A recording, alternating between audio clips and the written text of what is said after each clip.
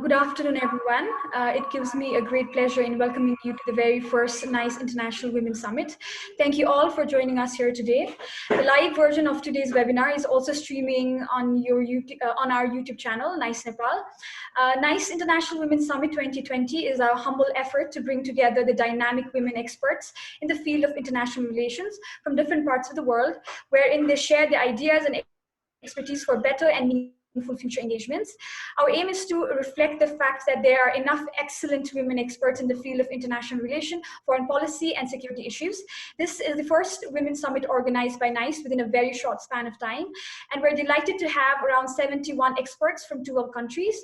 Over the entire 10 sessions, we will have presenters from Nepal, India, Bangladesh, Sri Lanka, Pakistan, United States, UK, Russia, Armenia, Philippines, Switzerland, and Indonesia.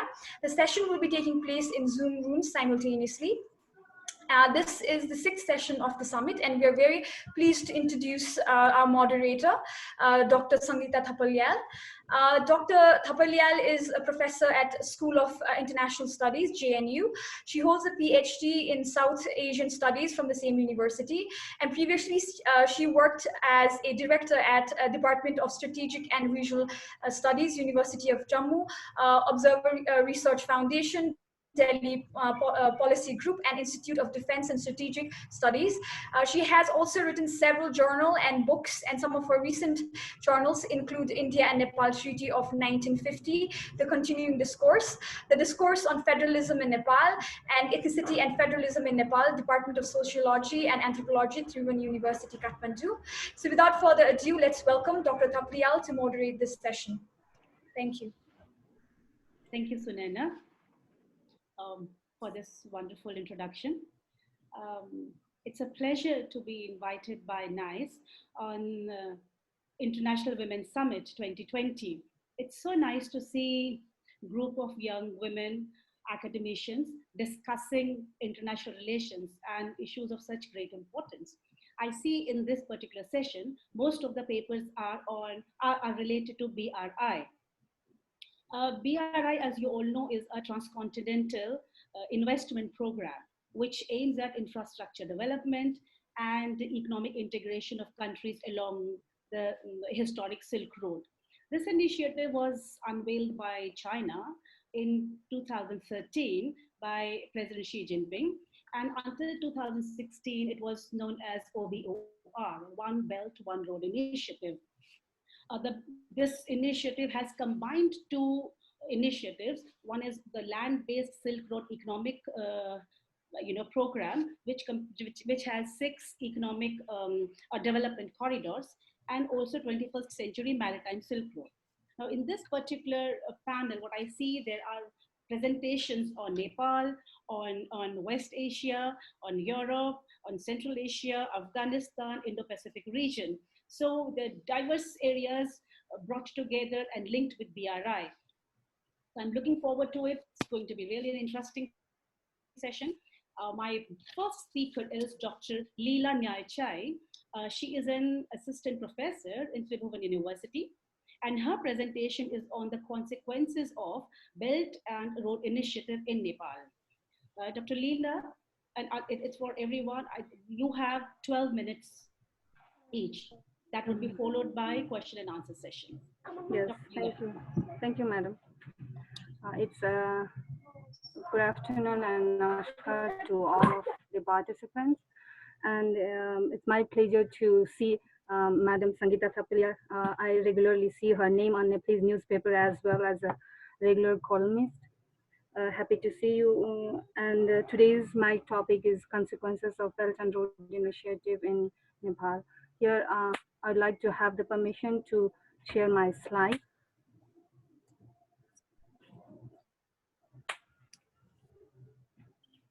It's only a few slides I have.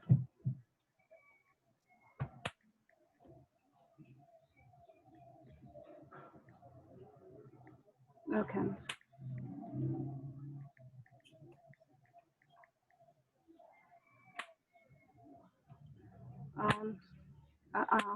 I'm going to start now. Yeah.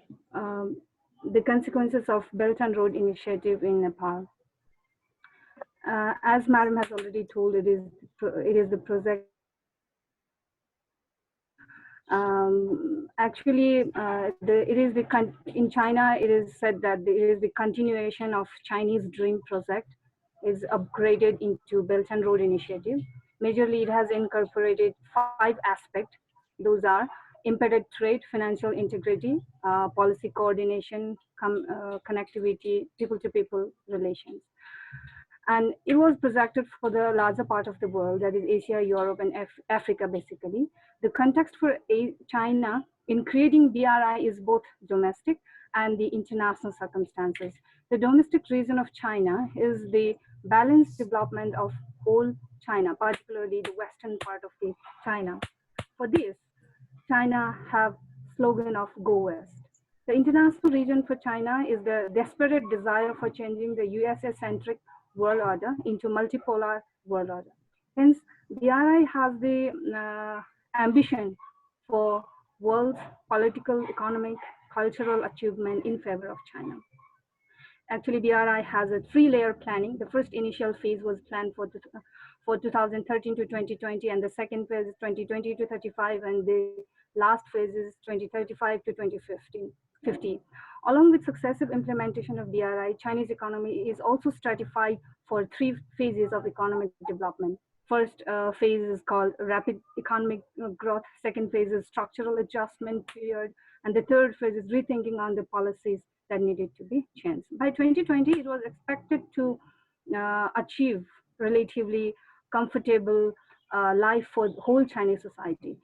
It would be the historical achievement. By 2035, China has envisioned establishing modern socialist country that would have decisive power with increased economic power, science and technological power, security power, and cultural soft power. By 2050, China planned establishing prosperous, democratic civilization and beautiful modern socialism. Before the dawn of the 2020, China faced with heavy hit by the new coronavirus epidemic from the last December 2019. This epidemic has turned as a pandemic. During this ongoing pandemic, China received imprints of good image for some parts of the world, and some countries has described China with a negative image as well. During this human health crisis, China fought fiercely with the virus. Many doctors, researchers, nurses have greatly contributed to fight against the virus. Now the whole world is fighting against it. China has instantly planned Health Silk Road for pandemic crisis. However, whatever the circumstances have emerged, China has managed to cope with such circumstances, either in favorable or adverse situation. Now, I'll go for the Nepal as a signatory country of the BRI. Now I'm going to talk about different activities before the signing on BRI and after the signing on BRI. What are the special events happened between Nepal and China before signing on BRI?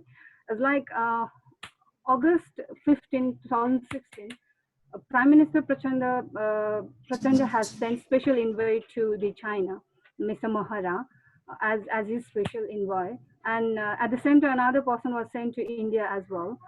And I have categorized the incidences into 5 categories as BRI has mentioned is targets into 5 categories. Those are impeded trade, financial integrity, policy coordination, connectivity, communication, people-to-people relations. And in 2016, December 18, CPC Politburo member also visited Nepal. And then Prime Minister Prachanda visited China to participate BOA forum. So after that, dear Prime Minister Prachanda expressed his support for the BRI. Then instantly, after a few months, May 12, there was a sign on BRI project.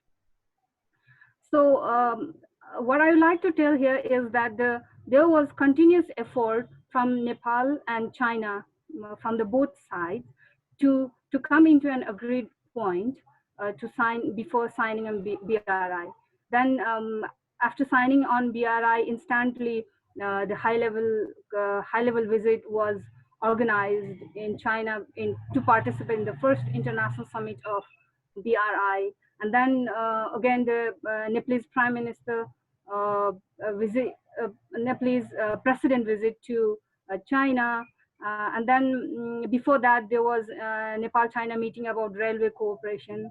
And I would like to express that the Nepal-China railroad connection was the highly emphasized and highly popularized project while signing on Belt and Road Initiative.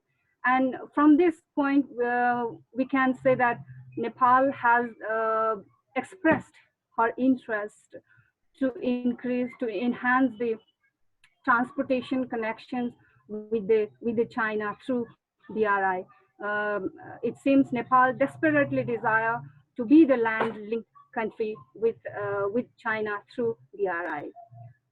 And there was other incidents as well. Major incidences happened, like Prime Minister Oli also visited to China. And lastly, we all knew that on October 12 to 13, 2019, Xi Jinping also visited Nepal, visited to Nepal as well. In this. During in this time here, I would like to mention the engagement, the economic engagement of the China in Nepal. Like in 2003-4, there were very few Chinese citizens come to Nepal for the investment, for their investment in Nepal. If we go through the statistic in 2014, the numbers of the Chinese citizens' investment in Nepal increased by 49 times. And around more than 30,000, according to the registration in Department of Industry, more than 30,000 Nepali people work in Chinese invested companies. And in one of the research, I myself was participated in that research, that how Nepalese people who are working in those Chinese invested projects felt about their job security, about the satisfaction on working on the majority of the workers, Nepali workers, express that they are satisfied. The major reason for their satisfaction is that they get the timely payment. I mean, every month without delay, they get the timely payment from their owner. Yes, there was some of the dissatisfaction as well, particularly to those workers who work in Chinese restaurants, who has to work overtime as well. But while comparing the numbers who are satisfied and dissatisfied, the number who are satisfied are larger. And in the slide, as I'm showing that these are the projects right now, ongoing project, on budget projects from China. They are either they are assisted by the China or given the loan from the China's bank. Some of the name you see that Trisuli, Upper Trisuli A hydropower project, Kathmandu 220 kilowatt transmission line as well. And the very popular one is Pokhara Regional International Airport, which is ongoing construction as well. And actually, what are the consequences that we get in Nepal through the BRI is that Chinese involvement is year by year, or we can say day by day, increasing in Nepal. In trade sector, China has been now second largest trading partner of for Nepal. It has been now the international import from China is now around 15%, which used to be some 10 years before 1 to 2%. And similarly, the numbers of the tourists from China is also largely increasing. It's now second largest number. Chinese tourists are the second largest number in Nepal. And then the Chinese investment are also greater. Chinese foreign investment is also getting larger. Not only this economic impact, there is also political, economic, and social impact as well. As we know, before the eve of the Xi Jinping visit to Nepal, there is a understanding between CPC and Nepal Communist Party to have a symposium to understanding on the Xi Jinping's political thought. And they have a meeting organized in Kathmandu as well on Xi's political thought. And in Nepali medias, many Nepali medias has clearly expressed that China is important political ideology to Nepal as well. Though, however, as being a Nepali, I can say that Nepali political parties, the working nature, the working characters is really purely, and basically they work on the basis of having the political power, having the ruling power. How to get the ruling power is their center point in most of the time from history to present of Nepal.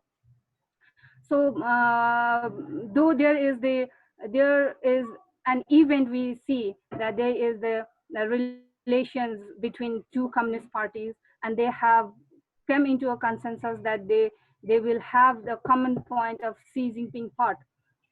It's still the matter of great discussion in Nepal itself.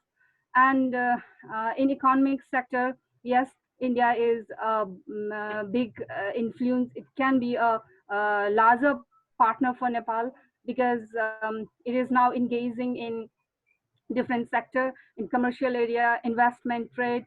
I would like to mention that in one of the in the statistic of Department of the Industry, it is so that 100% of the gold mine extraction company is completely registered by Chinese. None other foreign investor was there, not even not the Nepalese. All the gold mining project or industries were registered under the Chinese citizenship names, according to the statistics of industry Department of Industry in Nepal. And in social impact, yes, it doesn't have as direct social relations with Nepalese people, but in the commercial areas, we see many Chinese hoarding boards. Instead of English hoarding, instead of Nepali language used in the hoarding board, shops are likely to use the English and the Chinese hoarding boards. If you see the tourist areas, it seems like it's a small town of Chinese or something like that. So the influence is growing every time, and many youngsters and those who work in tourism area, they love to learn Chinese language. They are very attracted to learn Chinese language. Yes, of course, Chinese language is one of the beautiful languages in the world, and it has so many strengths because China has long history. The language which has the longer history, the longer, but the more beautiful the language is, and the literatures written in the Chinese language is very nice and nice to read as well. So in this, based on these changes, I can say that after signing on BRI, the Chinese and Nepalese engagement is growing day by day, and Nepal also wants to have the road link connectivity, more connectivity with China, to seek more opportunity, more economic opportunity from China. And the main aim is to secure the prosperity for the Nepal and Nepalese, to have the good economic development in Nepal. So the importance of Belt and Road Initiative for Nepal is to improve the economic standards, economic development of Nepal, and to increase the living standards of Nepalese people. This much. Thank you so much. Thank you, Dr. Lila. You flagged some very important points. I'm sure they will be taken up during the question hour. I will now call upon my next speaker. It is Ms. Saxena. She is researcher at NIICE, and her presentation is on the Belt and Road Initiative, a detailed analysis. Over to you, Anushka. Okay, you have slide presentation. Just a second. Hi, am I audible and visible? Right, you are. Thank you so much, ma'am, and I express my sincere gratitude to NICE for allowing me to be a part of the International Women's Summit. Now, the topic that I'm going to be focusing on, I'll dive right into it today, is a detailed analysis on China's Belt and Road Initiative, a very ambitious project that is taking every country in the world under its garb. So the annals of ancient history talk about the Chinese Silk Road as the founding rung in the concept of trade diplomacy. Today, under the Chinese President Xi Jinping, an advanced version of this concept, often termed as the 21st century New Silk Road, which was initially called the One Belt, One Road Initiative and is now popularly known as the Belt and Road Initiative, was announced by the Chinese president in Kazakhstan in 2013, and its aim was recognized to be a connectivity project that connects Europe, Middle East, Central Asia, Africa, and the Americas via rail, road, water, and digital projects, with China being at the center of this geo-economic connectivity. Now, since its inception, the Xi government has had but one major goal: to create mutual benefit for all in the region and to create collective economic boom with the flagship BRI at its heart. So from funding the BRI projects across the world to the provision of engineering, construction, logistical support, and blueprints, China is responsible for it all. And the planned date for the completion of the project is 2049, which also coincides with the 100-year anniversary of the birth of the People's Republic of China. Next slide, please. Thank you. Now, the traction of BRI. Let's move into deeper project-based and region-based analysis. Now, the traction of BRI in the region that we are in today, South and Southeast Asia, has been immense. From the designing of the first high-speed rail project, which is the Jakarta-Bandung high-speed rail, which is connecting Indonesia and China, and a colossal hydropower project in the Mekong River in Laos and Cambodia, to the laying down of an estimated 620 kilometers of the very contentious China-Pakistan economic corridor in Pakistan and Pakistan-occupied Kashmir. The BRI beats every network and connectivity project in the region, right? With the growth, while the growth of the CPEC also has been widely opposed by India, and its growth in the POK region has been slow, the development centering the Gwadar and the Karachi ports in Pakistan have been going on at a fast pace. The CPEC has also mapped the route extending north of Pakistan, connecting Central Asia as well. The Central Asian region forms an important part of the BRI framework, considering the BRI was launched in 2013 in the Nazarbayev University of Kazakhstan. And more intimately, the Central Asian nations share long borders with China to access Middle East, Europe, and some parts of South Asia. Even in an economy as close as that of Turkmenistan, China has become one of the largest investors, especially in gas explorations and consumption, which forms another important part of the BRI. Under the BRI, the China, Central Asia, West Asia Economic Corridor will be an important project for Central Asian countries, especially since it places them at the center of faster Chinese connectivity with European nations. So for China's geopolitical goals, the availability of faster and cheaper modes of connectivity to Europe play an important role. And the BRI has strategically placed the Middle East in the middle of China's Europe policy. For example, the Baku-Tbilisi-Kars railway, which is a project that China aims to utilize China aims to place Turkey using that project in the middle of the region, in the middle of the project, using which China will transport goods to Europe. So since Kars is a city based in Turkey, China wishes to use this project to place Turkey in the middle of its connectivity with Europe. China has also been utilizing the strategic location of Egypt and the Suez Canal for connecting Central Asia. China has also been connecting Central Asia, West Asia, and the Middle East and Africa using such projects. For China, Middle Eastern nations are an economic and humanitarian partner.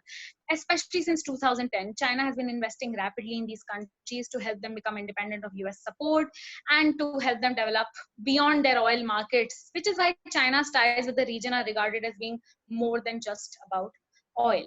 Apart from this, China has had a special European direct rail freight system running since 2011, one which connects it with Europe and enables delivery of cargoes and computer and IT products from China to Europe and back. Now, the Chinese President Xi Jinping uses his high-profile state visits to various BRI ally nations across the world to expand BRI partnership and to fasten the pace of the already existing projects. Usually, these visits are shrouded under the thin veil of friendliness, spirit of cooperation, and mutual development, and in some cases, it has a more humanitarian touch to it. And in this light, Afghanistan and the African subcontinent are interesting examples to look at. So, with the US Taliban Afghan government peace deal in Afghanistan and the changing dynamics of Afghan politics, it will become increasingly risky for the world to deal with the country. However, regardless of Taliban's increasing popularity and the rising power in Afghanistan, China has remained undeterred in pursuing both its economic and security interests in the war-torn nation. Not only has China offered to train young Afghan soldiers in China, which was the statement of the Chinese ambassador from 2018, it has also engaged Afghanistan in multiple BRI projects, such as the Sino-Afghanistan Special Railway Transportation Project and the fiber optic network, which is linking China with the Wakhan border, and even the CPEC. Not only this, China has also provided more than $70 million in military and humanitarian support to the country, even amidst the presence of US military troops in the nation. In Africa, China has provided immense infrastructural benefits in exchange for BRI partnership. The fact that China is a provider of huge amounts of foreign aid in African countries overpowers their political concerns, especially since most of the African countries are in need of rapid urbanization, upliftment, for which they need infrastructural support, money, and so on. So, for example, China has provided $3 billion to Ethiopia, Ghana, and Sudan in telecom support, and has helped with the construction of the tallest tower and a new administrative capital in Egypt. These are the estimates of the Chinese Exim Bank, which say that China would have lent approximately $1 trillion to a number of African countries by 2025. And there have been persistent doubts on Chinese presence in Africa, considering the fact that the debt of Africa to China is rising tremendously, and that there is some uncertainty on the nature of aid China is providing to Africa. Sometimes it says it's developmental aid, sometimes it says it's for BRI projects. So there's some uncertainty on those lines. But African countries continue to look on the brighter side of the relations ever since the Cold War era, and will probably continue to do so for longer. Now, an important component of the Chinese foreign policy is making BRI the competing force that makes any country or grouping choose BRI and choose China over another nation or another project. So, in the case of Sino-Nepal BRI collaborations, while there are no projects running at a fast pace currently, the building of the Arnico Highway, one which is connecting Nepal and China through their border, can be seen as a step in the right direction for China's geostrategic need to, counter India's influence in Nepalese affairs, while having its own footprint deep rooted in the landlocked nation. Similarly, in January 2018, the Fijian president, Frank Bainimarama, inaugurated the Stinson Parade Bridge, and it was a breath of relief for the Fiji citizens because it had collapsed owing to military rule some years ago in the country. And its inauguration and its rebuilding was only possible because of the $30 million funding received by the country under China's BRI. This particularly created tensions for India, because that's a country which prides itself on its diverse ties with Fiji. Similarly, many ASEAN countries, despite being central to the Indo-Pacific, they choose to collaborate with China for the BRI rather than become a part of, say, a free and open Indo-Pacific narrative, which is being propagated by US or Australia. And this ideal is also reflected in some aspects of the Chinese relationship with Africa. It can be said, however, that China's budding efforts for establishing the BRI, they kind of backfired in two nations, which is Malaysia and Maldives. And it was right after a change in the government. So previously, Malaysia backed out of some projects it discussed with China under the BRI. While it did turn around, it had China accept 30% reduction in the construction prices of this these projects. So similarly, the Soli-led government in Maldives is looking to halt BRI projects in the country. The president before Soli, Abdullah Yamin, the former leader of Maldives, he allowed China to buy the Fedu Fenolu Island and some other islands on a 50-year lease. Through a special constitutional amendment allowing foreign companies and countries to buy land in Maldives. And Sri Lanka has been facing a similar debt trap, a similar situation where China has taken over resources in the country just because it is giving money and aid to such developing or economically backwarded countries. So we all know the fact that the Hambantota port has been leased to China in Sri Lanka for 99 years in exchange for provision of small loans over the years, and it has deeply worried Sri Lanka and its neighbors. Uh, okay.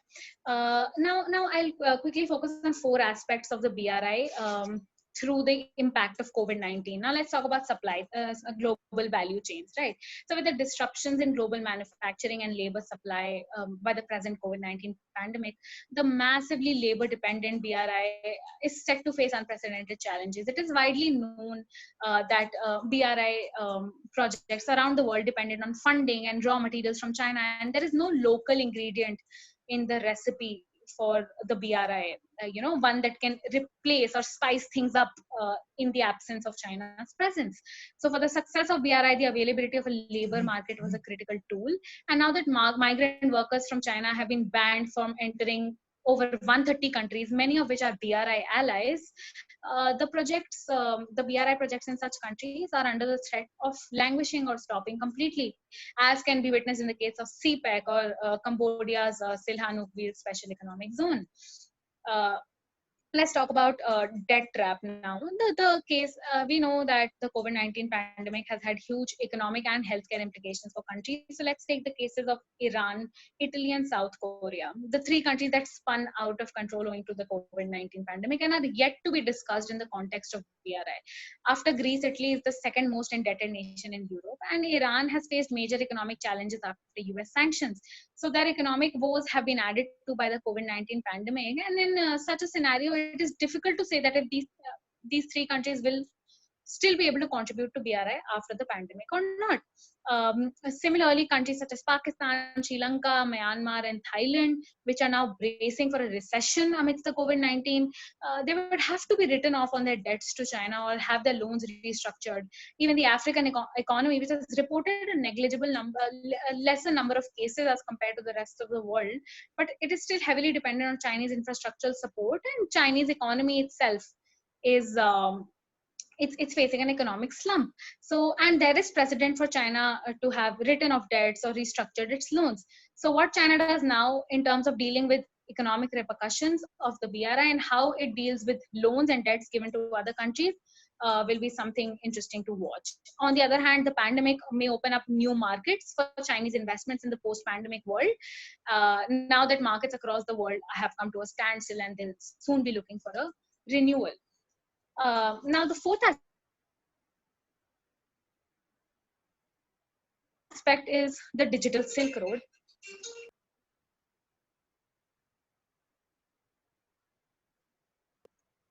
Apologies.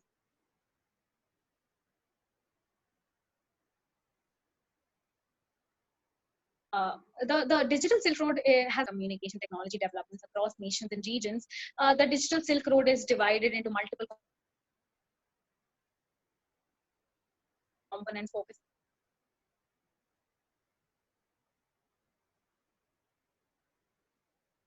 on development of advanced technologies such as satellite activity through cellular networks and fiber and so on. So by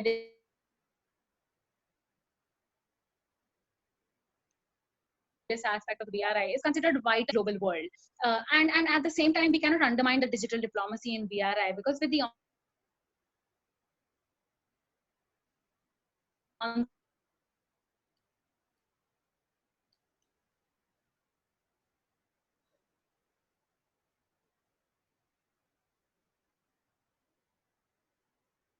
the COVID-19 pandemic, Chinese technologies like within the IT infrastructure across BRI pandemic. So this is bringing economy from those repercussions. China's BRI projects, including construction of a land and sea cable infrastructure and internet,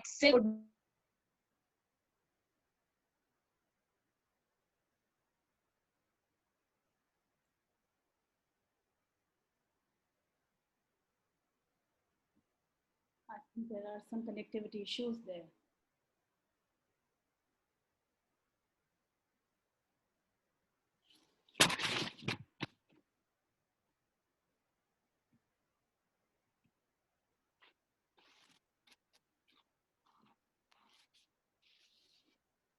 I think we have lost Anushka Saxena right now because of some connectivity issues from her side.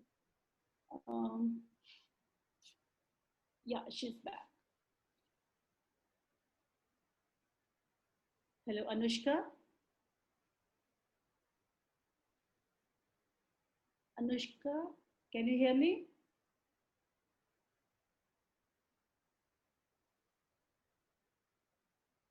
I can read her name, but I can't see her. Anushka, can you hear me? All right. yes, ma'am. Am I audible now? Yes, you are audible. Please go ahead.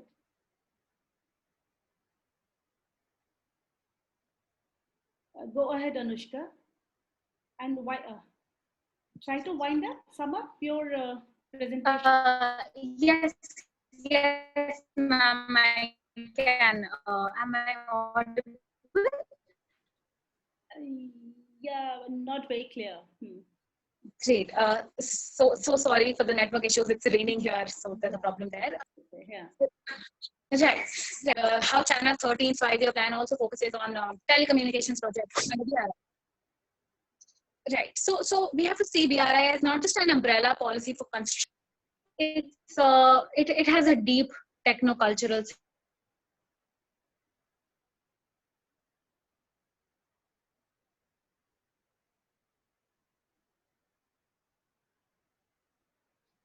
for example, a train from Yiwu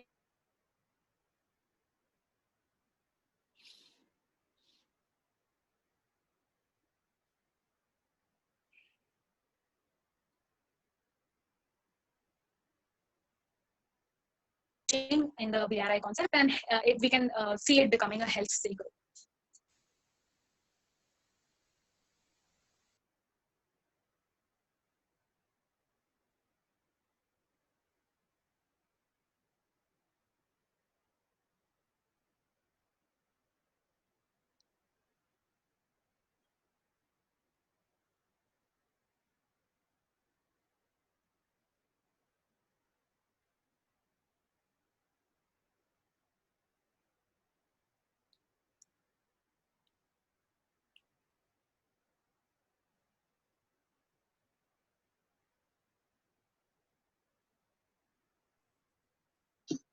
Right.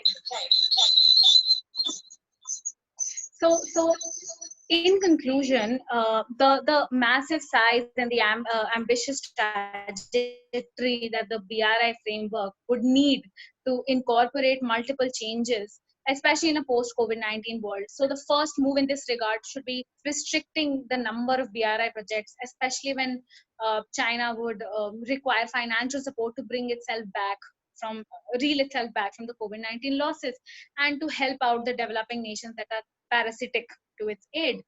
A changed BRI must also mean that it should transition from being a China-centric project to becoming a community project where all member states are investing in it. It should involve stakeholders like the government, prominent companies, and civil society from participant nations in the construction, logistics, economics, and labor outputs of the BRI projects, so that these projects can carry on despite disruptions in global supply chains.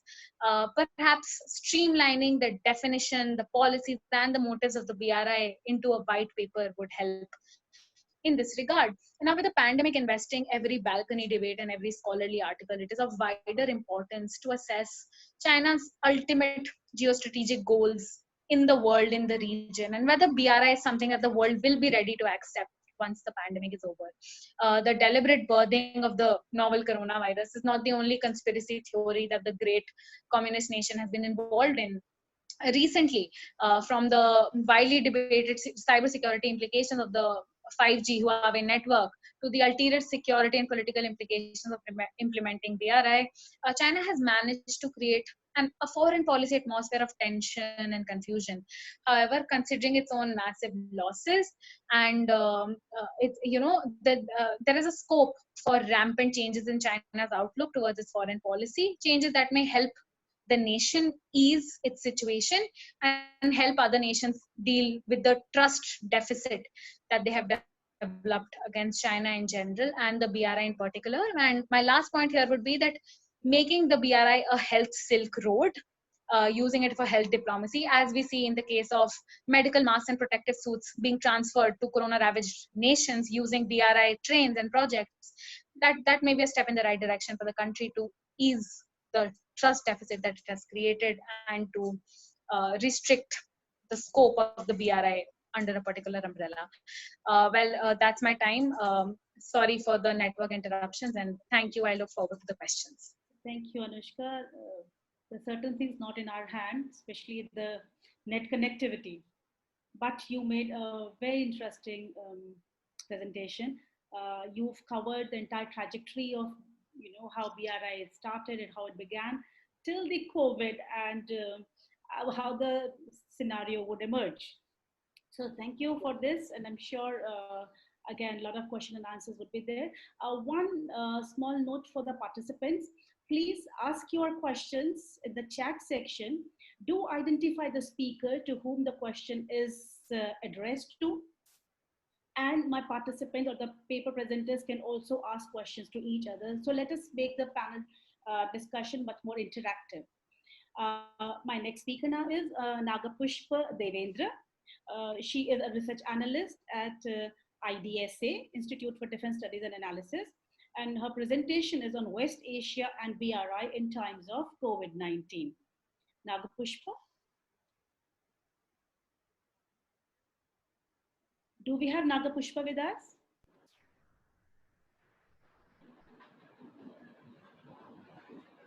Has she joined us? Whom do I have? She is here, but she needs to unmute herself. Nagapushpa, please unmute yourself.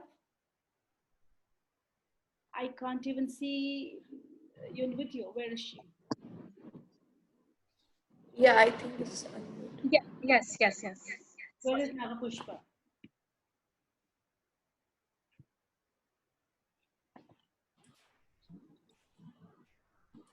Hello?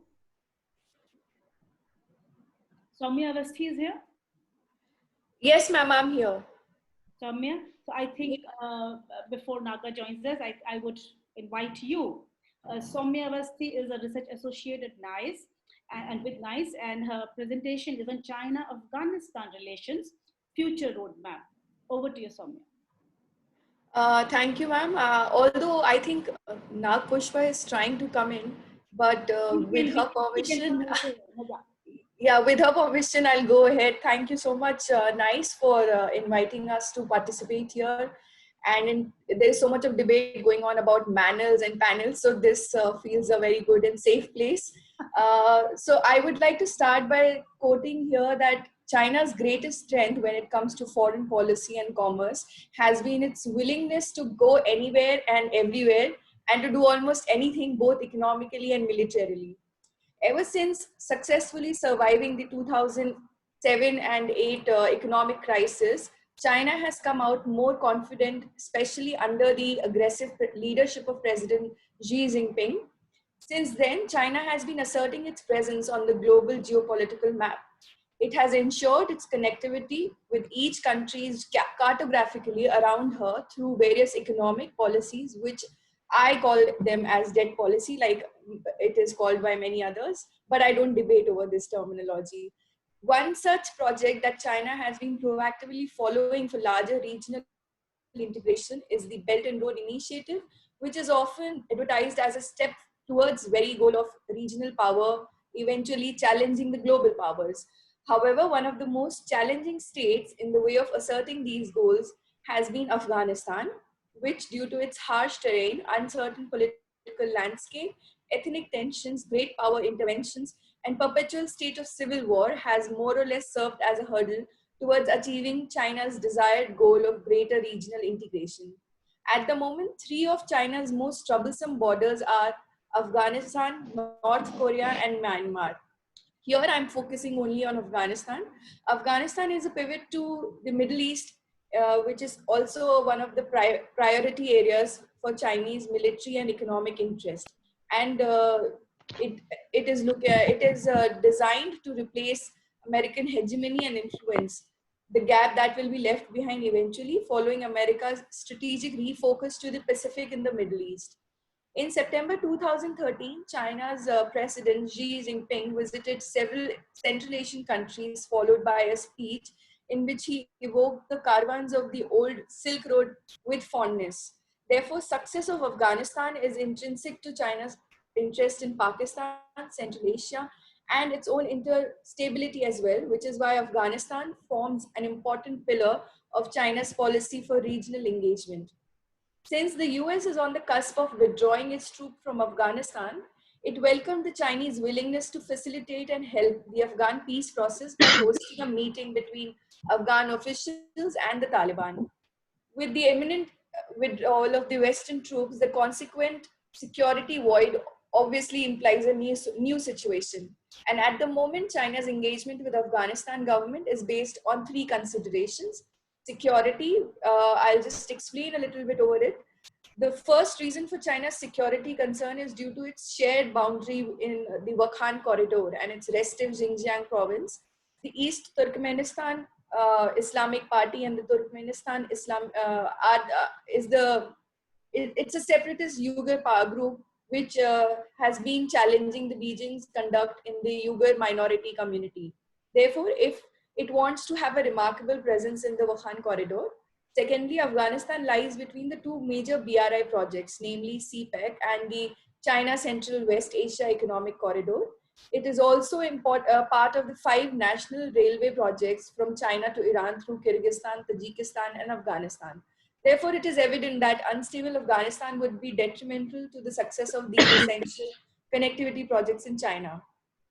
Apart from security consideration, the economic consideration here for China is that China also has its eye on over Afghanistan's roughly $1 trillion natural resources, which can be crucial for China's development. Therefore, China has already invested a huge sum of money in the Ayang copper mines and oil exploration in Amu Darya oil basin. Afghanistan dependence on China is increasing with trade, infrastructure, industrial and energy projects. And if you talk geopolitical considerations, as part of its March West strategy, Beijing has enormously increased its presence in Central Asia. Its presence in Central Asia will also give it access to deal with other major powers on matters related to the region. Now, considering all these three major factors, how China is involved in Afghanistan. So looking at China has started engaging in the political activities of Afghanistan, which it had kept a pretty low profile till 2013, I would say. And Beijing seems to be supporting the Afghan-led, Afghan-owned talks. It has been leveraging Pakistan in all these peace process dialogues. Its security concerns regarding Xinjiang primarily drives China's security cooperation with the Afghan National Defense Security Forces. Its active efforts seems to be mainly focused around the Wakhan corridor. China has deployed its troop in Tajikistan along with Wakhan to shore up its security-related issues with the Xinjiang province.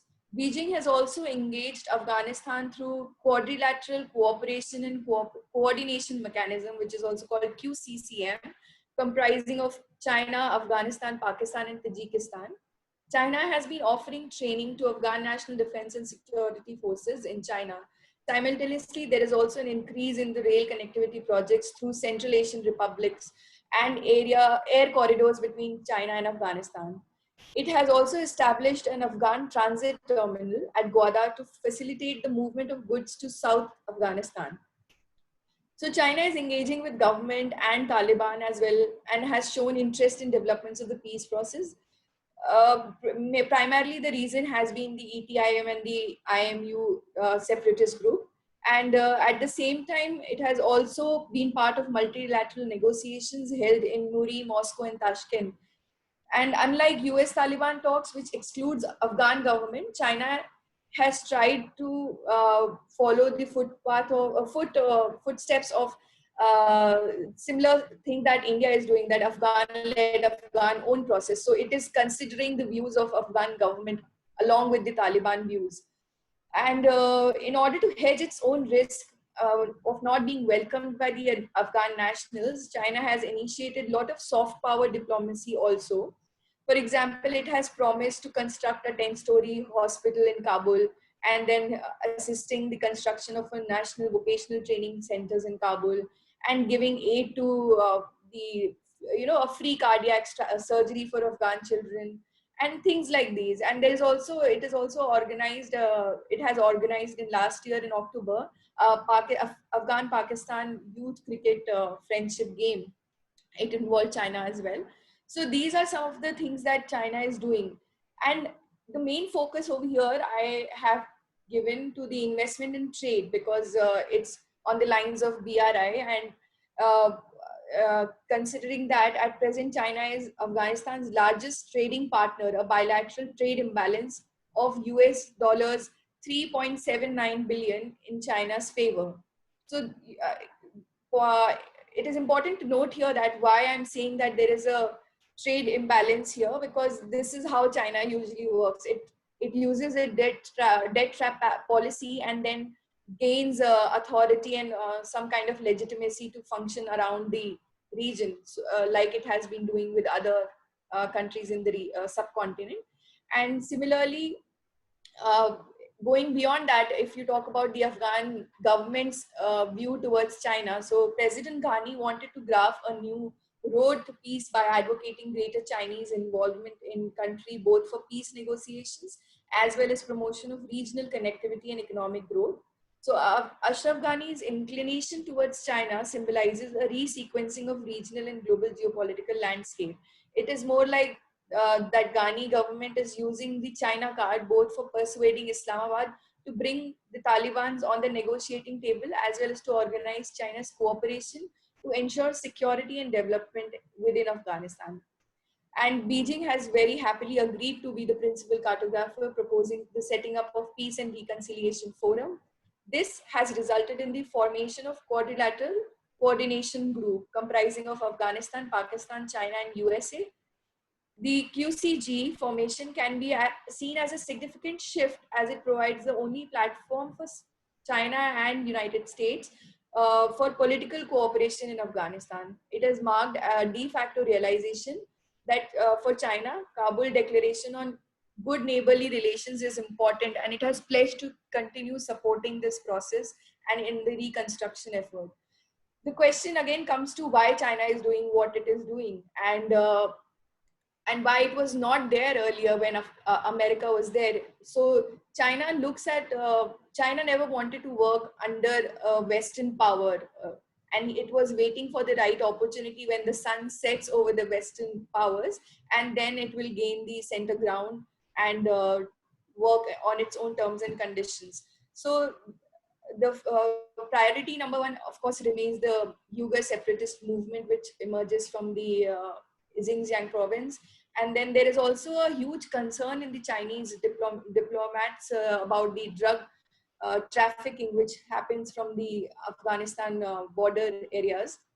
And then China also wants NATO withdrawal to be conditional, because it is taking all these steps slowly, because it also wants to ensure that all of a sudden China is not left alone to handle the security situation there and fight the Taliban. So it has even this month in on July 7th, China came out with a joint statement with Pakistan that it wants conditional withdrawal of the United States led NATO forces, so that China is not stuck with the chronic political and strategic instability in Afghanistan, which will affect Beijing's transcontinental infrastructural projects.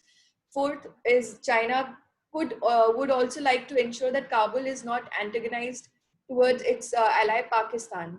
So these are some of the things that China is doing, keeping in mind and bringing Pakistan in all the dialogues, so that there is a coordination and cooperation and trust factor is built up, so that the three countries can work together.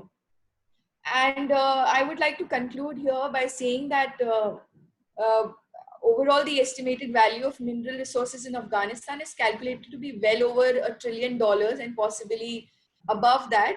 So, and as a landlocked country, Afghanistan will sooner or later require this kind of rail and road connectivity, which is being promised by China's BRI. But at the same time, China has to also be very sure that what are its agendas in Afghanistan, and it has to lay down its strategic priorities in the region and take a holistic view of security situation of the region and undertake determined initiatives to combat all sources of terrorism equally. Because if you go by what has been happening in the past, that Afghanistan has never let any international force or a foreign power to take control of the land, and has never given any legitimacy to these international powers, and that is why it is also called as graveyard of empires. So at the same, both China and Afghanistan have to be very sure where they are going, and ensure that there is no what do you call it, malicious agenda behind their efforts. I would like to end here. Thank you. Thank you, Soumya. I can see Nagapushpa Devendra is here. Can you hear me? Yeah, I can hear you. Can you hear me? Right. We could see you actually, but we couldn't hear you earlier.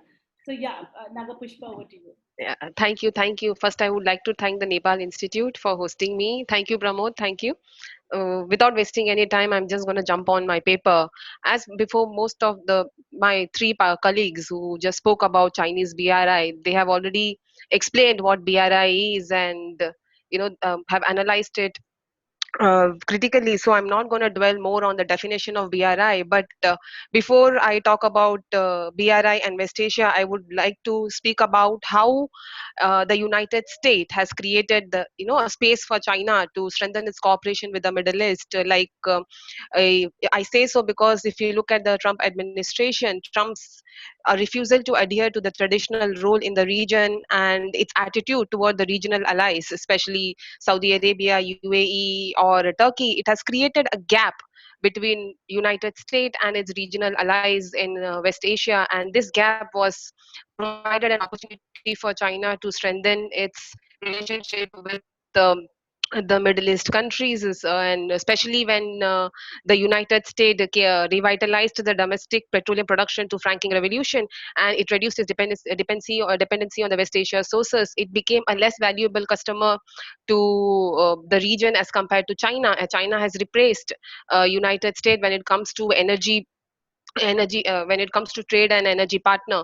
Like, in fact, more than 40% of crude oil China imports is from West Asia. And apart from that, the factor that took China's relationship with Middle East to a next level is the Belt and Road Initiative and its capacity to invest and build infrastructure in developing countries, including health and education sector. This has heightened the expectations of the regional leaders, especially of countries like Syria, Iraq, Lebanon, the countries who are driven by wars, conflict, poor infrastructure, water crisis, weak economy, etc. And China, with its deep pocket and its alternative policies, like China's policies is completely different than the policies of United States, and its non-interference policy, etc.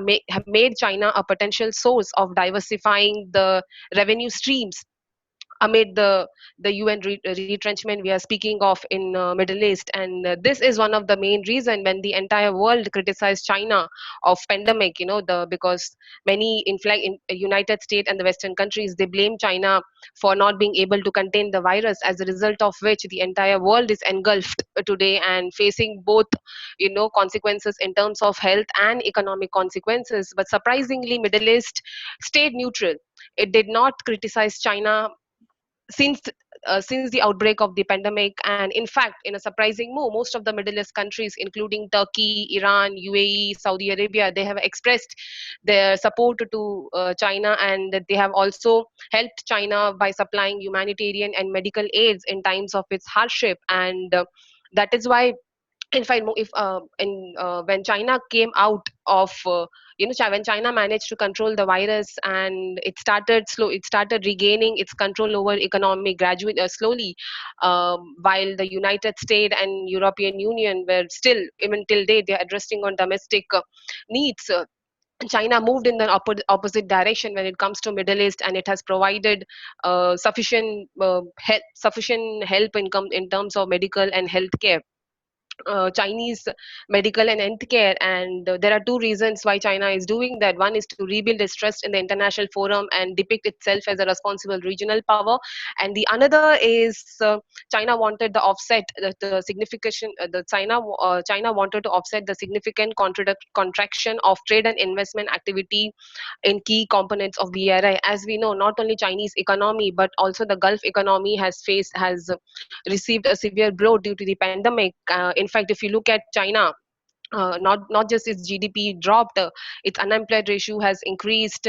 I'm not counting the migrants, but if you just look at the unemployment ratio among the youth, is at least 6%, and its export, import, everything has been affected. And uh, uh, export and import, everything has been affected. And this has also affected the BRI project in the Middle East. If you look at the Chinese, for example, the West Asia corridor, most of the infrastructure project in the Middle East are under the care of the contractors, the Chinese contractors. And most of the labor Chinese labor play a major role in this infrastructure, and also the supplies from the Chinese company plays a major role in the BRI project in the Middle East. But due to the pandemic and the lockdown, this has received a severe blowback. In fact, the Chinese labor has been called back from the West Asia, as the pandemic, as the cases is increasing in the Middle East. In fact, it is said that the pandemic has disrupted the global shipping industry, which slowed to a point that more tonnage of container ship was idled around the world in mid-Feb and March than during the worst points of 2018 financial crisis. So the reduced flow of Chinese equipments and technology, and its capital, and the economic fallout of the countries has may bring less enthusiastic attitude towards BRI, at least for next 12 to 24 months, as Chinese priority shifts. Right now, China is more focusing on addressing not just its domestic issues, but also it's more focusing on the region, as in the Southeast region, to gain the immediate a profit. This has reduced the investment to BRI to in a very large scale in the Middle East. Large scale in the Middle East, and the worst blowback of the economic impact in BRI is faced by Iraq, Turkey, and other countries, who are not only facing a substantial financial and health burden in the light of economic collapse, and but are also suffering due to most of the infrastructure projects are in halt in these countries, and they require hospitals and other uh, construction projects. However, the long-term impact of the pandemic on BRI project is a real cause of concern at the moment for both the Middle East and the China. Why the various projects are in Middle East. For example, the West Asia Economic Corridor is facing difficulty getting off the ground because of the problem with financial viability, as the bank decided not to proceed with the funding. Notably, the important banks like Chinese Development Bank, the Silk Road Fund, the New Development Bank, and the ASEAN Infrastructure Investment Bank. While it remains to be seen as to whether this Chinese Development Bank are able to continue financing certain BRI projects in the long term profitably, of which has been compromised at the moment. One thing is clear, that this most of the ongoing projects will have to be rescheduled if a critical path will have to be rescheduled in days to come if critical path work streams cannot be commenced or completed in times based on current scheduling.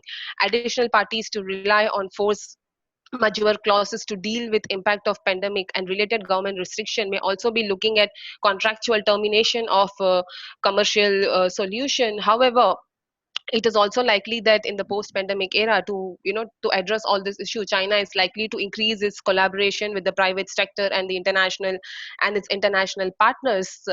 What is more interesting is, despite the halt of the BRI for in the times of COVID-19, the GCC countries are still expressing its strong support to China's BRI project. They are still hoping that in 12 to 24 months, when things maybe, like, perhaps if it get back to normal, uh, China will resume its economic activity related to BRI, which will also help the Gulf country to to come out of the economic misery which they are facing. However, to to keep the momentum of this BRI among the Middle East countries, China has come up with other alternative initiatives like Health Silk Road and Digital Silk Road. If you look at the Chinese Health Silk Road, right now most of the countries which China is transporting goods, like Iran and Abu Dhabi, etc., it is using the same corridor which is being used for Belt and Road Initiative. However, while the Belt and the Health Silk Road has been, he calls using the same corridor, China is calling it as a Health Silk Road. He's glorifying it as a Health Silk Road, although it is a old phenomena. It was established in 2015 uh, by the Chinese Health Ministry, and the objective of the Health Silk Road was to increase the supply of Chinese drugs and other medical products across the globe. It also seeks to send health professionals, provide technical assistance, conduct training program in developing countries, and fund constructions of hospitals, and support capable private Chinese pharmaceutical companies in building, pharmacies and laboratories in Middle East. However, this was there in 2015, but and it was in fact China, even before the outbreak, China was all this Health Silk Road was already progressing. I won't say it was progressing in a very large scale, but somewhere slow and steady it was progressing. For example, there was a regional forum which had taken place recently, that is China Arab Health Cooperation, under which both Saudi Arabia and UAE have signed various deals, memorandum of understanding with China in the area of medical science and research. But the pandemic have given China the opportunity to further push the Health Silk Road to a very large scale. Most of the Arab countries are supporting this initiative, and what was more surprising is more countries like Iran, Turkey, and Israel, who were not part of this Health Silk Road before, have also shown interest in joining the Health Silk Road, because it is known that when nobody knows when the pandemic is going to end, so all these countries have shown their interest in joining the Health Silk Road. And given the geopolitical location, especially Iran, Turkey, and Israel, China is looking at this three country exclusively because of the geopolitical location, and it believes that it can be a much valuable piece of the project in the long run. However, it needs to be seen that how far the China is willing to take the Health Silk Road when it comes to Middle East, because Middle East is indeed in need of uh, hospitals, professionals, given the background which they had. Like, for example, if you look at Iraq, like the exodus, most of the doctors have vacated the country. There are hardly any doctors to address the issues, and China has recently set up a laboratory there, and it has also sent medical expertise to Baghdad, and they are mostly using the Belt and Road Corridor, and Iraq plays a major role for China in Belt and Road Corridor. And if you look at Lebanon as well, China is supplying most of the equipments to Belt and Road Initiative, Tehran, for example. So China is using, but although it is not a new concept, but the pandemic has given an opportunity to China to further push the initiative to sustain the momentum of BRI. And apart from Health Silk Road, we also see China using Digital Silk Road, because the pandemic has caused a sharp increase and demand in terms of internet and telecommunication connectivity all over the world. Advanced information technology not only plays a crucial role in detection of and containment of pandemic, but it also helps to sustain the economic activity under quarantine and social distancing, as many organization, institution, companies have switched to online and work from home activities. And Chinese have taken advantage of this time. In fact, in recent months, Chinese firms which has made a significant progress in information digital technologies, which is best exemplified by the progress of Hawaii cooperation in 5G telecommunication technology.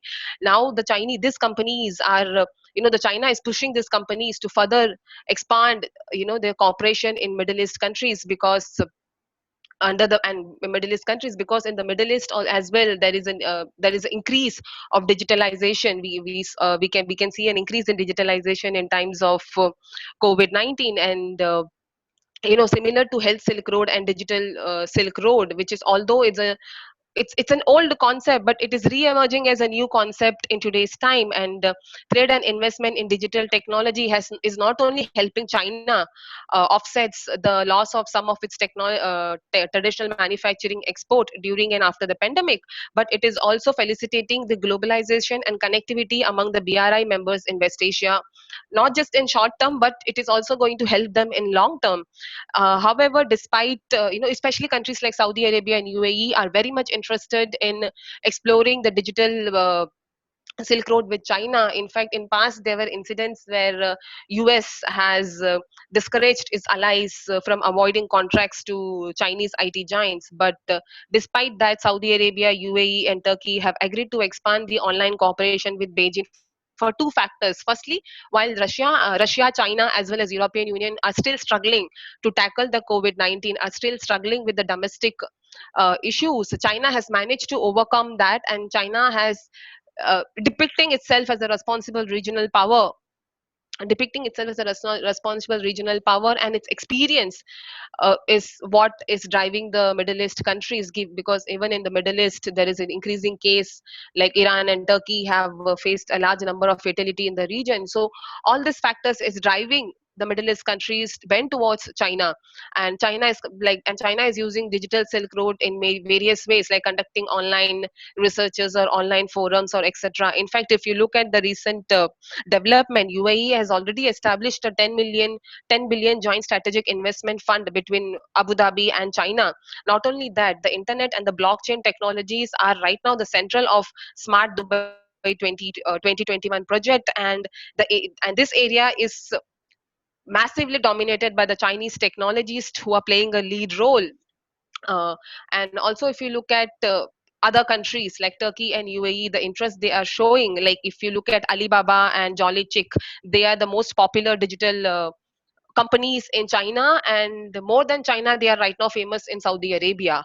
And if you look at the digital e-commerce, it's likely to be exceed more than 50 billion US dollar by like 2021, which is a big thing. Like this has never happened before, but there are no other countries right now who are willing to help region except for China. So even the countries has to bend towards China, at least to survive the economic impact which the pandemic is giving, which the as a result of the pandemic. And what is more interesting is, if you look at apps, like social apps like Alipay, WeChat, these are the two famous e-pay services which are widely accepted in entire region, and partnering with domestic tech firms and financial institute in Middle East.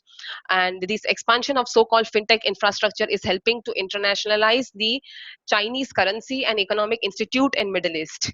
While the health Silk Road as well as the digital Silk Road is although an element of BRI, and it is an attempt to revitalize BRI in the long run, and probably collaborate all this project in single umbrella. And this is what is making the West Asia more attractive towards BRI, because in the long run they themselves know that they cannot depend on China for security purpose. At the end is the United States, but diplomatically and economically China is actually leading in today's time, and they want to take advantage of that you know factor. However, when it comes to Chinese initiatives, there are certain drawbacks, there are certain risks with even the Middle East will be prone to in the long run. For example, the health Silk Road is a new banner for trademark foreign policy, especially in the times of pandemic, and China is not willing to let go of easily. However, the problem with China is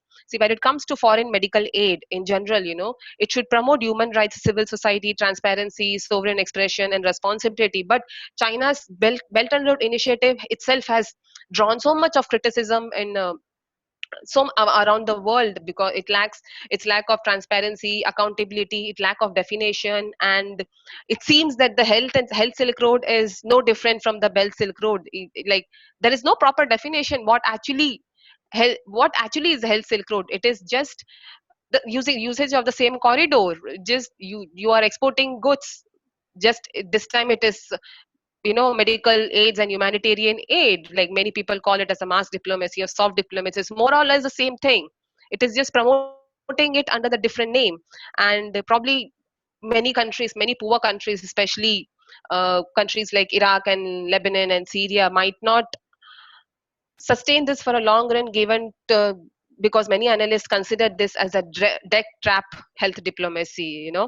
And Lebanon and other countries are already like for example, look at Lebanon. It cannot pay its debt. Like in the global, like Lebanon has the worst economic, and it has recently also issued a statement saying that it cannot repay any debt that it has borrowed from the international forums.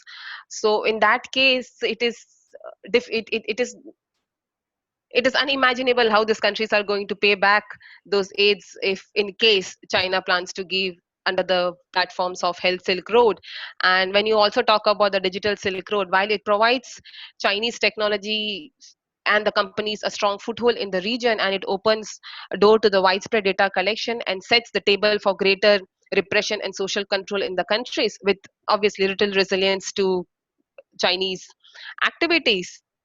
There are many regional actors, like analysts, who while the regional actors leaders are welcoming this digital initiatives, there are also the analysts who are questioning this digital Silk Road, who are started highlighting the risk. For example, in economic sense, if I talk, Chinese companies dominating the digital landscape may hinder the growth of local leaders in Middle East, especially particularly in the Gulf. And if Chinese companies have considerable head start over regional rivals and may come to dominate the energy digital marketing in the region, this might not be welcomed by the Middle East in the long run. Because although now the Middle East citizens are not blaming China or criticizing China or not viewing China in doubt, unlike the other countries, but digital is a thing which can actually breach that trust, which can actually breach that trust. And the sharing information among the Chinese company and between the commercial operators and the Chinese government, and allowing the Chinese giants to access to the data. Like in today's time, data is equally considered as an asset like oil, and providing all these data to the Chinese companies may be viewed as a security concern in the long run. And in fact, there might be cases where Chinese tech giants might identify and may use this data against the local companies to eliminate them.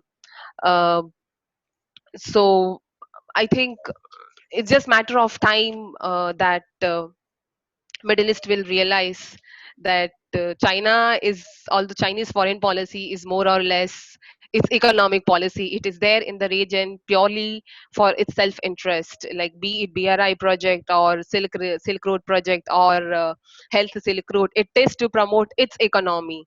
Like it sees Middle East as a gift given as a geopolitical situation, and also given the importance. It's surrounded by seven seas and its locations and the resources. Like China needs that resources. China needs more energy in coming time, so it cannot let go of Middle East. It wants to keep Middle East under its diplomatic and economic orbit. And while China wants the US to take care of all these intractable security issues like ISIS and Al Qaeda. So I think it's just matter of time we'll know how China is, how the post-pandemic era is going to shape BRI or Health Silk Road or Chinese Silk Road, or even for that matter, digital Silk Road, which like it's like they don't even want to leave the space anymore. So it's just wait and watch situation. Thank you. Thank you, um, Nagapushpa. Um, you've ended on a very wishful thinking that they would at one day learn about it. I'm surprised that they still don't know and they're keeping their eyes closed to this issue. We'll discuss it the Q&A session. Thank you. Thank you. My next speaker is Dr. Aradhana Talwar. She is a visiting fellow at NIICE, and her presentation is on Indo-Pacific in India's maritime security. Dr. Aradhana? Dr. Aradhana Talwar? Yes. Thank you, ma'am. Yes, ma'am. Can you? Thank you, ma'am, 2020, and giving us all of us an opportunity to share our views on topics that are relevant. My attempt will be to shift the focus from one Asian country's pet project, BRI, to another Asian giant, India's Indo-Pacific policy. And the focal points will be debates related and revolving around the concept of Indo-Pacific, the construction of this concept in India's larger maritime security policy, the relevance of it, what are the key elements, and what ought to be done to fill the gaps in this Indo-Pacific policy of India. Before I begin, I also want to inform that there are frequent power cuts in this part of the country due to monsoon. So I do have a power backup, but it will take a minute or two for me to resume in case there's a power cut. So my apologies for any technical glitches. I will be discussing India's Indo-Pacific in the larger maritime security policy. So what we have seen is throughout history, the maritime domain has been a crucial space in establishing and creating new powers that have shaped the regional and international, or I would say larger security architecture. So the great power competition today is no different. So you have countries like, as already discussed in detail, China's BRI. So does India. These countries have been turning to the sea like never before. Specifically talking about India, historically speaking, with long coastline, India has always been interested towards the sea and has also reached to nearby lands through the sea.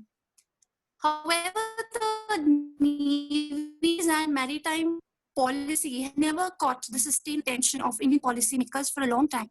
Moreover, due to rapid relative economic decline in the past, seas actually never mattered much to the statecraft in New Delhi. However, re-emerging as a modern state in middle of 20th century and post 91, global economic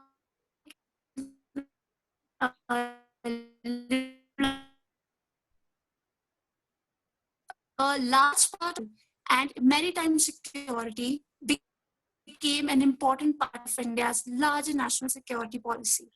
Now, within this larger maritime security policy, Indo-Pacific construct became important because of changing geopolitical and strategic environment in the region. So, for example, India shared cordial relations with the countries in Pacific.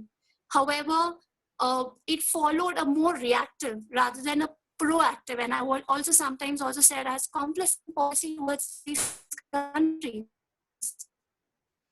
Although never explore open economic relations with these countries in the Indo-Pacific, and presence of China in important ports in Indo-Pacific, which are nearby to choke points, made Indo-Pacific an important domain in the larger maritime security policy of the country.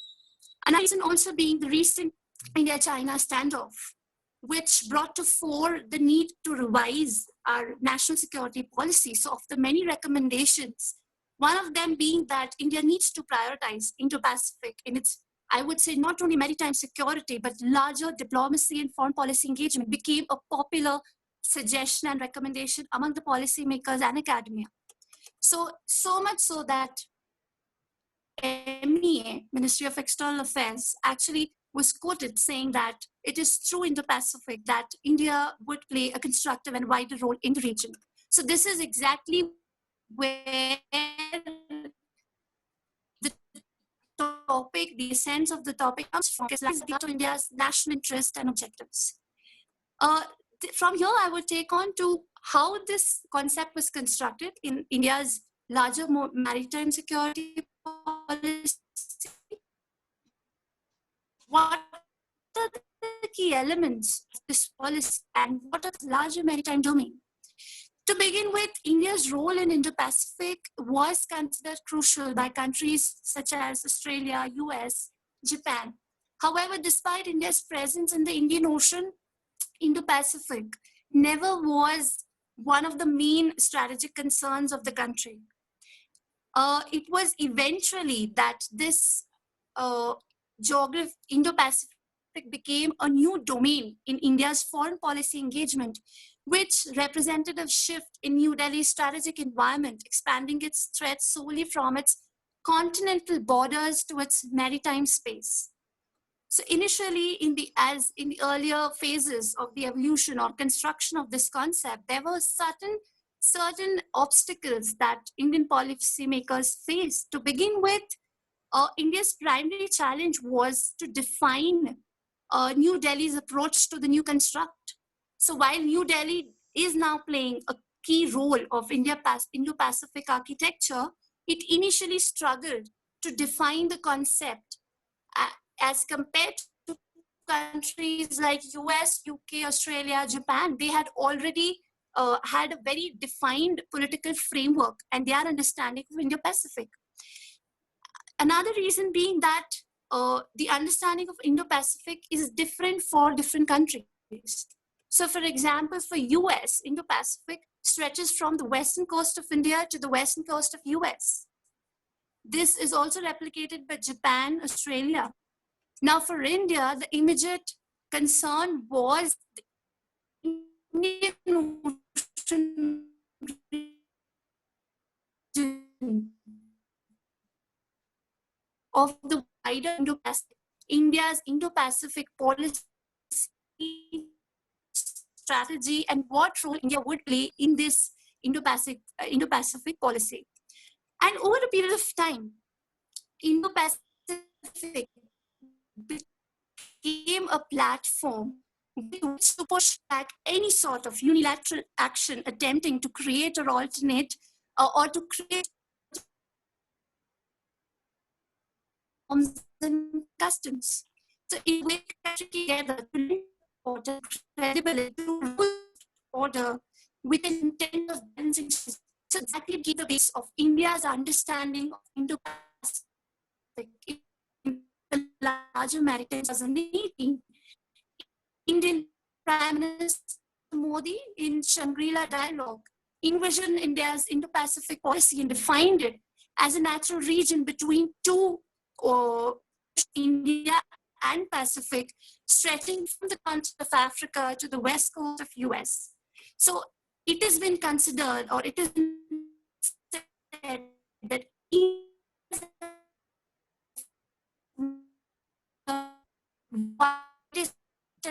understanding of this construct. Now, there can be reasons why India is of as simple construct of Indo-Pacific. Now, to begin with, India used word Indo in Indo-Pacific to denote Indo.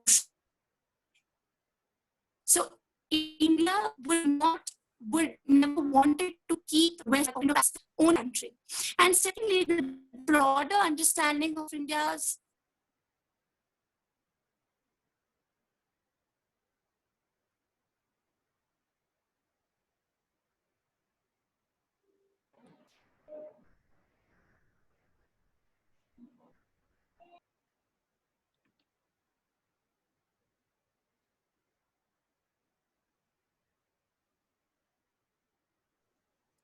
So the broader understanding was an indication or a way of India signaling to the world that India's relations are not just restricted to very known allies, but also to old friends like Russia.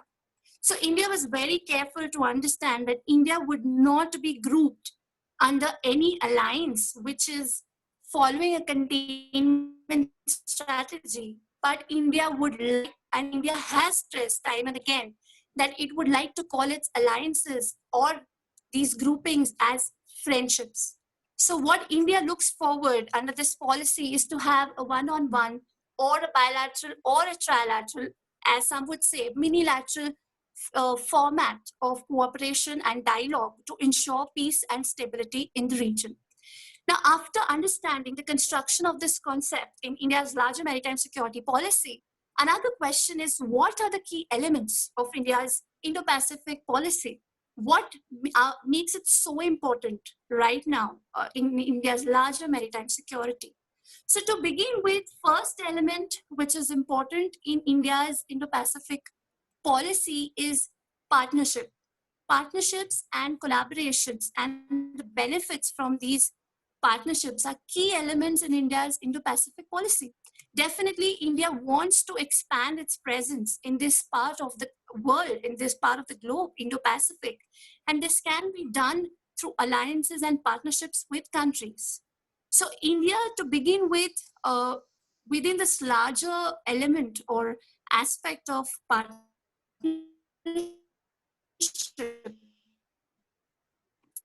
India looks forward to very with grouping.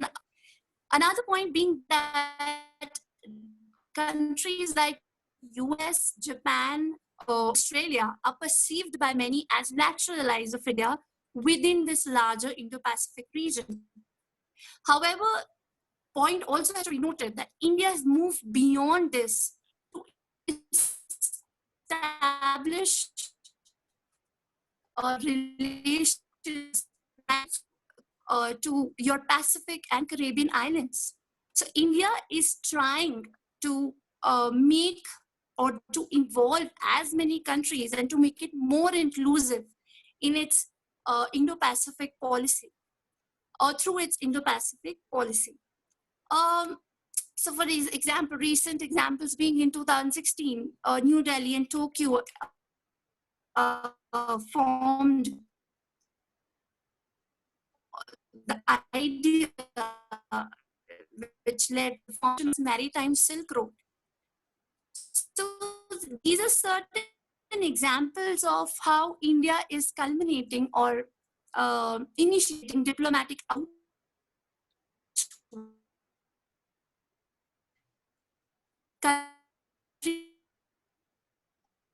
around. Second element in India's Pacific is relations with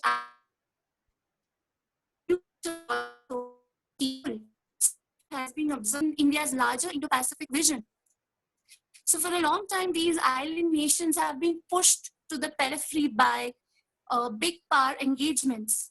But now they're trying to play their role in larger maritime security.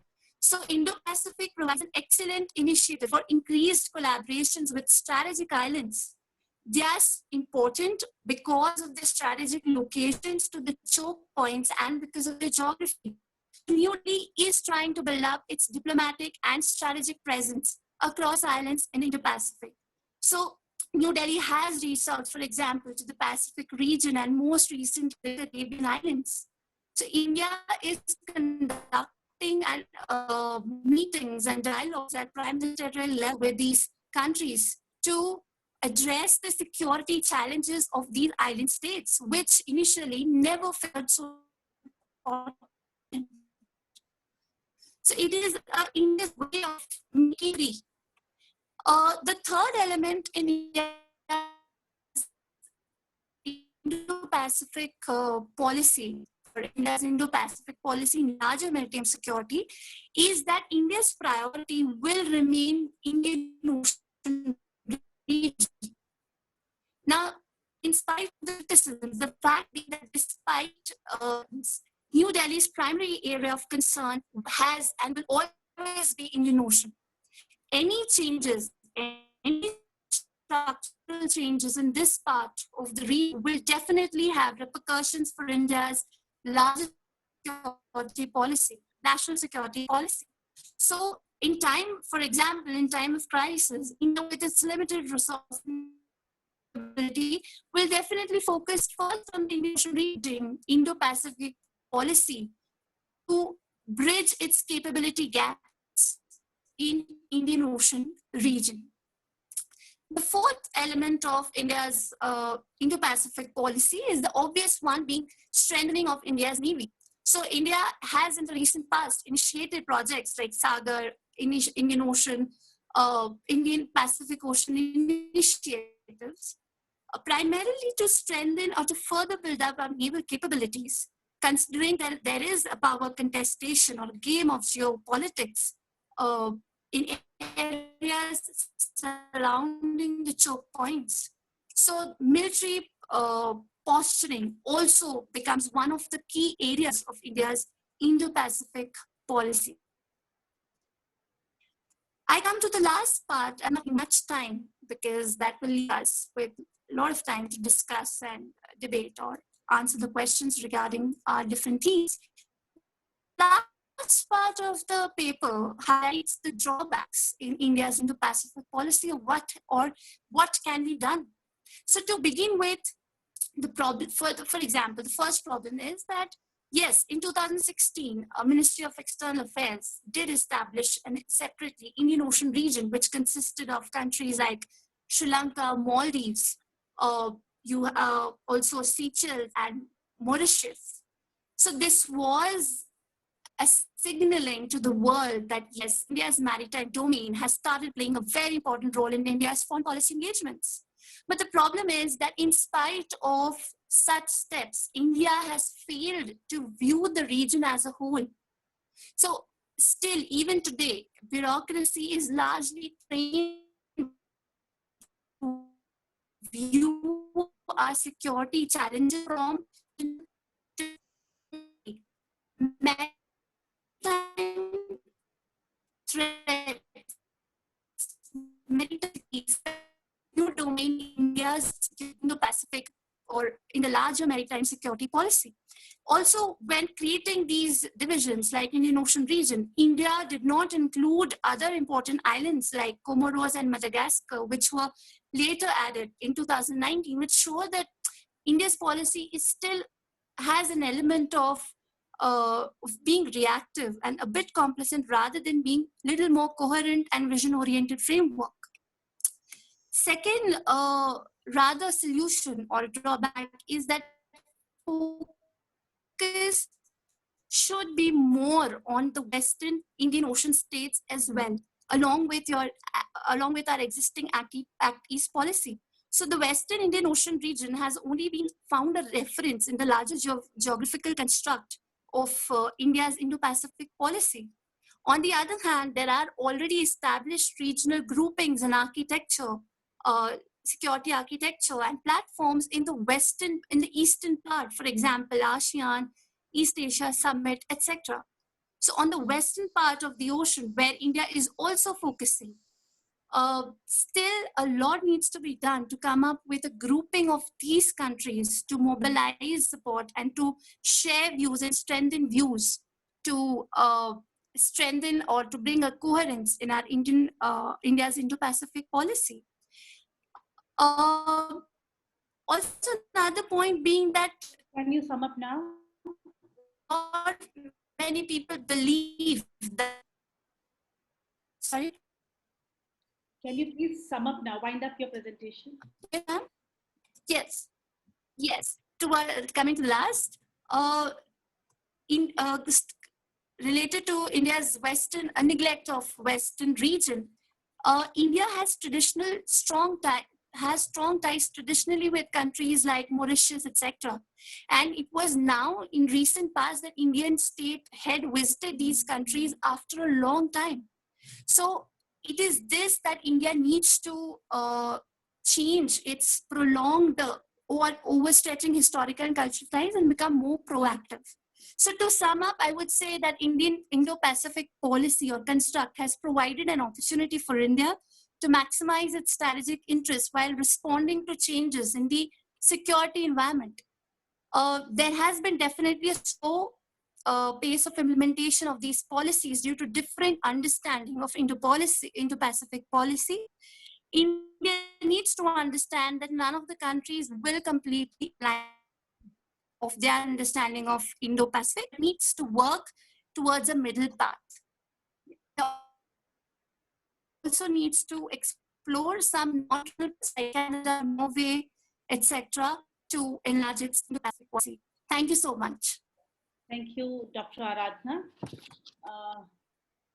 Do we have Miss Liana Dashyan? Hello? Yes, I'm here. I'm here. Oh, all right. You have 10 minutes and you got to finish within the time period so that I have just 5 minutes for question answer now. So we don't have time for that.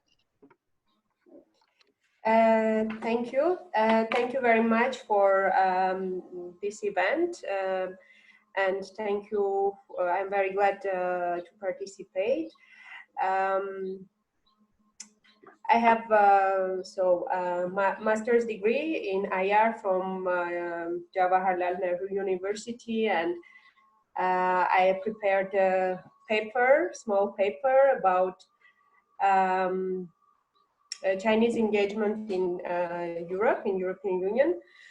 I will speak about Chinese, so EU-China summit that was held in June 2020 this year, and investment agreement, whether it's likely to happen by the end of the year and what are the possibilities.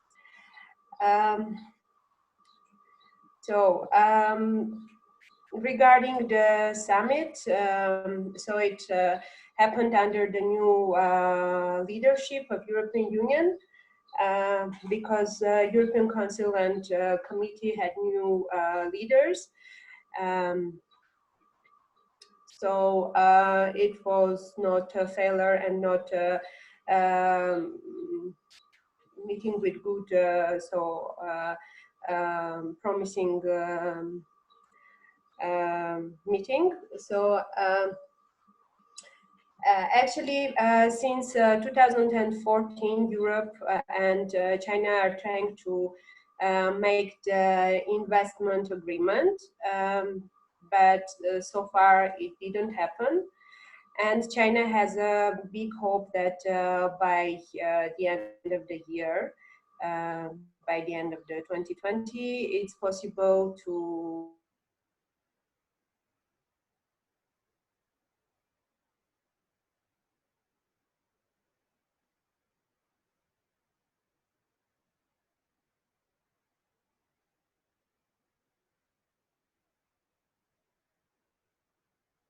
in fact, China has a problem with soft issues, and Europe has a problem with economy, and especially after COVID-19.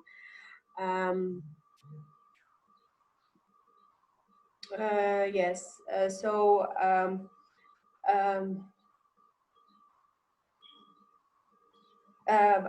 nevertheless, the cooperation between European Union and China will be the best guarantee for multilateralism, for stability and peace in the world. So in terms of issues, so that European Union postponed happening of the agreement is human rights. There are a lot of issues regarding freedom of speech in China, the problems in prisons and different institutions. The second problem can be Hong Kong, national security legislation, and this type of issues that China has. Then China is very closed in terms of the markets and economy. Europe is very open, and it's easy to negotiate, to cooperate with European Union. The problem is also another problem. Big problem is the low cost for products that China produces and presents to the world, and European factories need to make less the prices for the products. This is another issue. And the problem is also related to subsidies, that China gives a lot of subsidies to locals, landing rights, etc. That Europe won't agree to have the agreement with these conditions.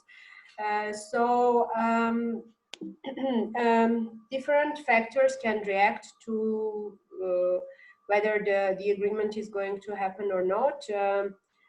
First of all, for Germany and Angela Merkel, it would be a great success if it doesn't happen by the end of the year, because this is the last year for her in power. So they will postpone. From the other hand, US elections are very important, whether Trump will continue or Biden administration will be. So this also can react on it,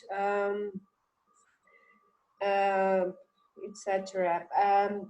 In terms of the engagement in general, Chinese engagement in Europe, there are a lot of issues to cooperate. For example, health issues, because after the pandemic in Europe, there are a lot of issues related to the health system in Europe, and they need to improve somehow, and China can help. There is another related to Africa, debts, like position towards Africa, how they are going to handle these issues. Free trade, climate change, of course, and other cooperations that can happen. In terms of Chinese investments, I would note that in Europe they are more defensive, and it's not very easy for China to do the investments. They try to defend, especially in Northern Europe, and mostly the investments are in Italy and Greece. About One Belt, One Road initiative.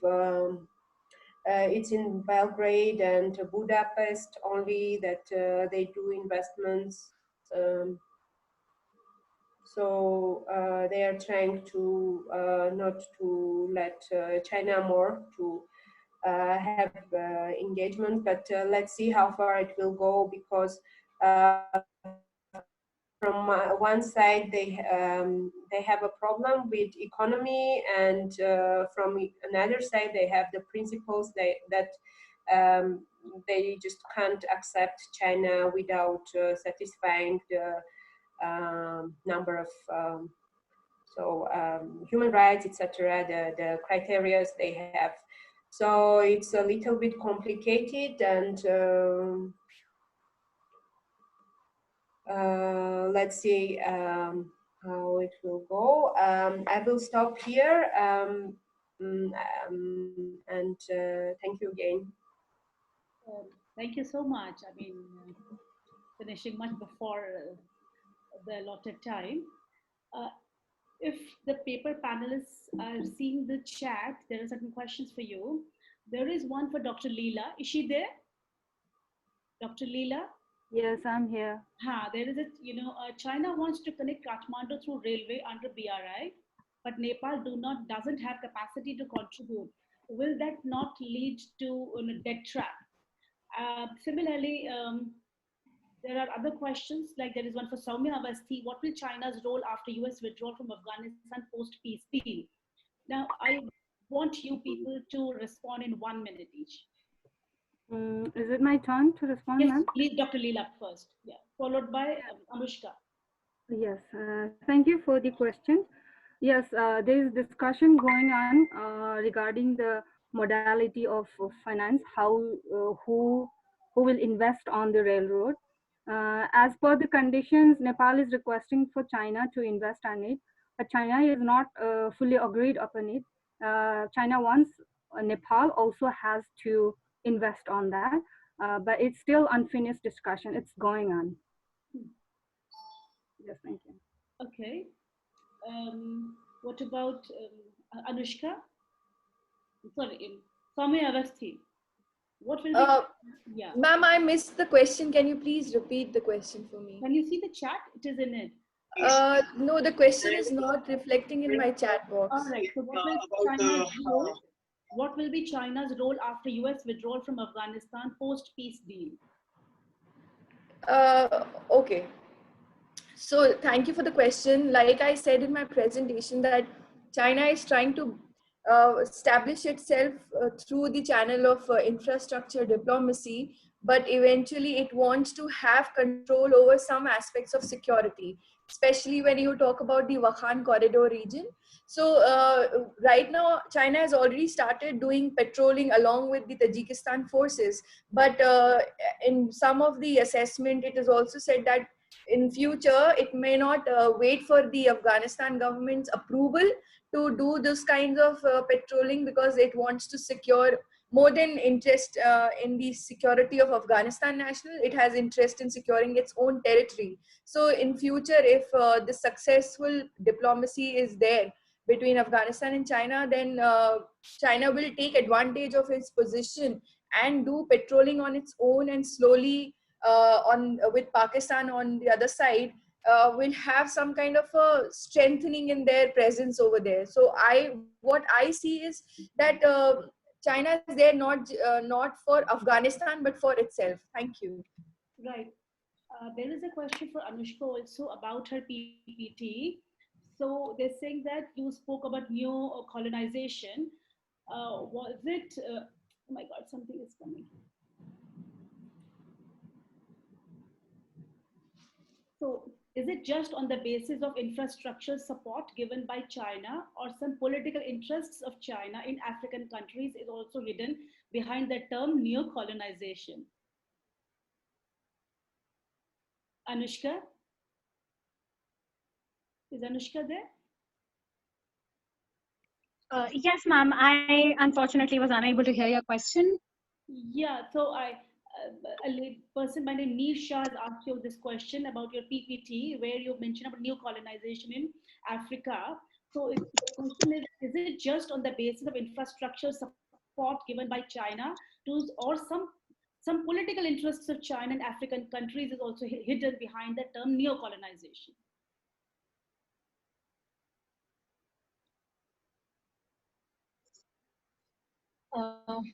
Ma'am, is this in context of a particular country, or is this just about China's general policy on neo-colonialism? The word, yeah, how Chinese project, etc. The Chinese presence is a kind of neo-colonization in Africa. So they're saying that is it only in terms of economics and the development projects or infrastructure projects, or is there political interests of China behind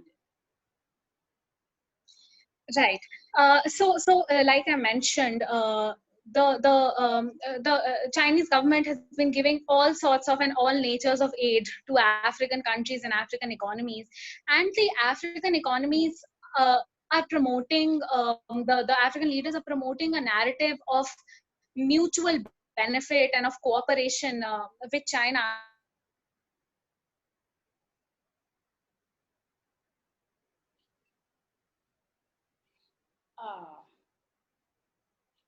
We don't have much time. That is coming from both sides. So narrative of mutual benefit and cooperation is being talked about from both sides, and it's almost as if China has brainwashed African nations into believing that all the aid that it's giving is out of goodwill and out of it's like a humanitarian response, when actually African debt is increasing day by day, and the realization on the same is increasing now, especially with the COVID-19 pandemic, and with the understanding that the halting of BRI projects and the inability of African nations to pay back these debts and loans will have drastic impacts on citizens and on the continent as a whole. So and another example of why I would also say not only the brainwashing but also the fact that China uses the word development aid to actually take over resources, being a resource scarce country itself, how it actually uses the narrative of, say for example, it lent US dollar 4 billion to the country of Algeria, and when Algeria was unable to pay it back, China said, okay, don't pay us back, we'll write off your loan, but give us control over these many hectares of oil, of land rich in oil. So what China is doing is, and what Chinese citizens and Chinese companies are doing it, they're slowly infiltrating and taking over control of these resources, especially in the African economies, by saying that if you can't pay us back, then this is something that you have to do. And African economies, being under constant economic pressure, being under constant political pressure, being war zones of all sorts, they give into it. So this is definitely a form of neocolonialism that is being shaped by a narrative of economic debt and of debt trap diplomacy. And China does not only carry this out in Africa, but it also carries it out with countries like Sri Lanka, where it has leased the Hambantota port for 99 years. It carries this out in Fiji. It carries this out in other smaller nations like Thailand. In Pakistan, Pakistan is hugely indebted to China, and now that it will be unable to pay it back because of its own economic slump, China is going to use the opportunity to say use Pakistan as a tool against India, a political tool, a geopolitical tool, a tool in the United Nations Security Council, and so on. So there's definitely a new neocolonialism, and it's being shaped by China, being at the center of geopolitical and economic debt trap diplomacy. Thank you. Is Professor Shabana Fayaz here? Is she present? All right. We don't have Ma'am, can I ask a question here? No, we don't have much time now. I'm so sorry. I got only 1 minute right now. Your presentations were wonderful, really nice. However, all the presentations were China-centric. China in Europe, China in Central Asia, China in Afghanistan. Had it been from the regions, like their compulsions, what were the influences, who are the actors within a particular country, what are the complexities, I think it would have given a different picture altogether. All of you spoke about debt trap, all of you. There are concerns, but none of you have related that to your own area of research. Why do the countries feel that the debt trap happened to some ABCD country and it would not happen to them? What are their anxieties? What gives them confidence to go ahead and join BRI, feeling that they would not be part of the debt trap, or they can circumvent it, or they can deal with China? So what is it, So had you looked the same China, like BRI, let us say China, Nepal, from Nepal's perspective, it would have given a different picture altogether. If we would have been able to compare one region with another and then try to understand what actual picture is. That is something didn't happen. And secondly, how is the world looking at it? World means how the major powers looking at it. How are they responding to it? Someone mentioned about digital Silk Road. How are they looking at it? Are they trying to compete? Are they trying to counter? What is it, and in a particular region, like major power, how are they competing in a particular region? What they're doing in Central Asia could be very different from Middle East, from that of Indo-Pacific. You see, all of you have, it's so nice to see all girls panel talking about international relations and bringing a strategic aspect to it.